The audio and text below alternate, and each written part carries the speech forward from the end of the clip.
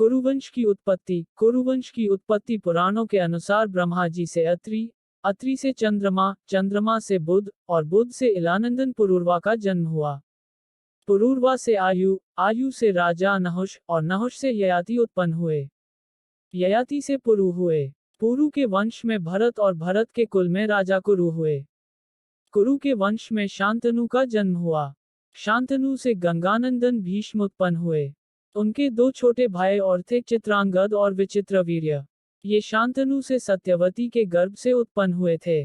शांतनु के स्वर्गलोक चले जाने पर भीष्म ने अविवाहित रहकर अपने भाई विचित्रवीर्य के राज्य का पालन किया। भीष्म महाभारत के प्रमुख पात्रों में से एक हैं। ये महाराजा शांतनु के पुत्र थे। अपने पिता को दिए गए वचन के कारण इन्होंने आजीवन ब्रह्मचर्य का व्रत लिया था। इन्हें इच्छा मृत्यु का वरदान प्राप्त था। एक बार हस्तिनापुर नरेश दुष्यंत आखेट खेलने वन में गए। जिस वन में वे शिकार के लिए गए थे उसी वन में कव ऋषि का आश्रम था। कव ऋषि के दर्शन करने के लिए महाराज दुष्यंत उनके आश्रम पहुंच गए। पुकार लगाने पर एक अति लावण्यमयी कन्या ने आश्रम से निकलकर कहा, हे राजन, महर्षि तो तीर्थ यात्रा पर गए हैं, किंतु आपका इस आश्रम में स्वागत है। उस कन्या को देखकर महाराज दुष्यंत ने पूछा, बालिके आप कौन हैं? बालिका ने कहा, मेरा नाम शकुंतला है और मैं कव ऋषि की पुत्री हूँ। उस कन्या की बात सुनकर महाराज दुष्यंत आश्चर्यचकित होकर बोले, महर्षि तो आजन्म ब्रह्मचारी हैं, फिर आप उनकी पुत्री कैसे ही? उनके इस प्रश्न के उत्तर में शकुंतला ने कहा, वास्तव में मेरे माता पिता मेनका और विश्वामित्र हैं। मेरी माता ने मेरे जन्म होते ही मुझे वन में छोड़ दिया था, जहां पर शकुंत नामक पक्षी ने मेरी रक्षा की। इसीलिए मेरा नाम शकुंतला पड़ा। उसके बाद कव ऋषि की दृष्टि मुझ पर पड़ी और वे मुझे अपने आश्रम में ले आए। उन्होंने ही मेरा भरण पोषण किया। जन्म देने वाला, पोषण करने वाला तथा अन्न देने वाला, ये तीनों ही पिता कहे जाते हैं। इस प्रकार कव ऋषि मेरे पिता हुए। शकुंतला के वचनों को सुनकर महाराज दुष्यंत ने कहा, शकुंतले, तुम क्षत्रिय कन्या हो। यदि तुम्हें किसी प्रकार की आपत्ति न हो तो मैं तुमसे विवाह करना चाहता हूँ।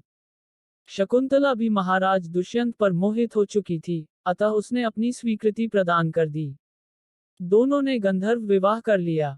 कुछ काल महाराज दुष्यंत ने शकुंतला के साथ विहार करते हुए वन में ही व्यतीत किया। फिर एक दिन वे शकुंतला से बोले, प्रियतमे, मुझे अब अपना राजकार्य देखने के लिए हस्तिनापुर प्रस्थान करना होगा।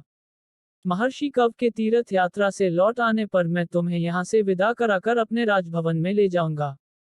इतना कहकर महाराज ने शकुंतला को अपने प्रेम के प्रतीक के रूप में अपनी स्वर्ण मुद्रिका दी और हस्तिनापुर चले गए। एक दिन उसके आश्रम में दुर्वासा ऋषि पधारे। महाराज दुष्यंत के विरह में लीन होने के कारण शकुंतला को उनके आगमन का ज्ञान भी नहीं हुआ और उसने दुर्वासा ऋषि का यथोचित स्वागत सत्कार नहीं किया। दुर्वासा ऋषि ने इसे अपना अपमान समझा और क्रोधित होकर बोले, बालिके, मैं तुझे शाप देता हूँ कि जिस किसी के ध्यान में लीन होकर तूने मेरा निरादर किया है, वो तुझे भूल जाएगा। दुर्वासा ऋषि के शाप को सुनकर शकुंतला का ध्यान टूटा और वह उनके चरणों में गिरकर क्षमा प्रार्थना करने लगी। शकुंतला के क्षमा प्रार्थना से द्रवित होकर दुर्वासा ऋषि ने कहा, अच्छा, यदि तेरे पास उसका कोई प्रेम चिन्ह होगा तो उस चिन्ह को देख उसे तेरी स्मृति हो आएगी। महाराज दुष्यंत से विवाह से शकुंतला गर्भवती हो गई थी। कुछ काल पश्चात कव ऋषि तीर्थ यात्रा से लौटे, तब शकुंतला ने उन्हें महाराज दुष्यंत के साथ अपने गंधर्व विवाह के विषय में बताया। इस पर महर्षि कव ने कहा, पुत्री, विवाहित कन्या का पिता के घर में रहना उचित नहीं है। अब तेरे पति का घर ही तेरा घर है। इतना कहकर महर्षि ने शकुंतला को अपने शिष्यों के साथ हस्तिनापुर भिजवा दिया। मार्ग में एक सरोवर में आचमन करते समय महाराज दुष्यंत की दी हुई शकुंतला की अंगूठी, जो कि प्रेम चिन्ह थी, सरोवर में ही गिर गई। उस अंगूठी को एक मछली निगल गई। महाराज दुष्यंत के पास पहुंचकर कव ऋषि के शिष्यों ने शकुंतला को उनके सामने खड़ी करके कहा, महाराज, शकुंतला आपकी पत्नी है, आप इसे स्वीकार करें।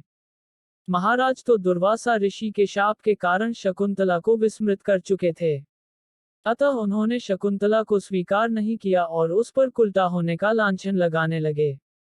शकुंतला का अपमान होते ही आकाश में जोरों की बिजली कड़क उठी और सबके सामने उसकी माता मेनका उसे उठा ले गई। जिस मछली ने शकुंतला की अंगूठी को निगल लिया था, एक दिन वह एक मछुआरे के जाल में आ फंसी। जब मछुआरे ने उसे काटा तो उसके पेट अंगूठी निकली।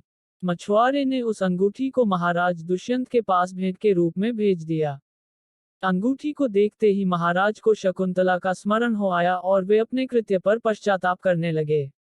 महाराज ने शकुंतला को बहुत ढूंढवाया किंतु उसका पता नहीं चला। कुछ दिनों के बाद देवराज इंद्र के निमंत्रण पाकर देवासुर संग्राम में उनकी सहायता करने के लिए महाराज दुष्यंत इंद्र की नगरी अमरावती गए। संग्राम में विजय प्राप्त करने के पश्चात जब वे आकाश मार्ग से हस्तिनापुर लौट रहे थे तो मार्ग में उन्हें कश्यप ऋषि का आश्रम दृष्टिगत हुआ। उनके दर्शनों के लिए वे वहां रुक गए। आश्रम में एक सुंदर बालक एक भयंकर सिंह के साथ खेल रहा था। मेनका ने शकुंतला को कश्यप ऋषि के पास लाकर छोड़ा था तथा वह बालक शकुंतला का ही पुत्र था। उस बालक को देखकर महाराज के हृदय में प्रेम की भावना उमड़ पड़ी। वे उसे गोद में उठाने के लिए आगे बढ़े तो शकुंतला की सखी चिल्ला उठी, हे भद्र पुरुष, आप इस बालक को न छुएं अन्यथा उसकी भुजा में बंधा काला डोरा सांप बनकर आपको डस लेगा। यह सुनकर भी दुष्यंत स्वयं को न रोक सके और बालक को अपने गोद में उठा लिया। अब सखी ने आश्चर्य से देखा कि बालक के भुजा में बंधा काला गंडा पृथ्वी पर गिर गया है। सखी को ज्ञात था कि बालक को जब कभी भी उसका पिता अपने गोद में लेगा वह काला डोरा पृथ्वी पर गिर जाएगा। सखी ने प्रसन्न होकर समस्त वृतांत शकुंतला को सुनाया। शकुंतला महाराज दुष्यंत के पास आई। महाराज ने शकुंतला को पहचान लिया। उन्होंने अपने कृत्य के लिए शकुंतला से क्षमा प्रार्थना किया और कश्यप ऋषि की आज्ञा लेकर उसे अपने पुत्र सहित अपने साथ हस्तिनापुर ले आए। महाराज दुष्यंत और शकुंतला के उस पुत्र का नाम भरत था। बाद में वे भरत महान प्रतापी सम्राट बने और उन्हीं के नाम पर हमारे देश का नाम भारतवर्ष हुआ। अगर आपको हमारी वीडियो पसंद आई हो तो प्लीज हमारे चैनल को लाइक करें, सब्सक्राइब करें, कमेंट करें और बेल आइकन दबाना ना भूलें। Thank you.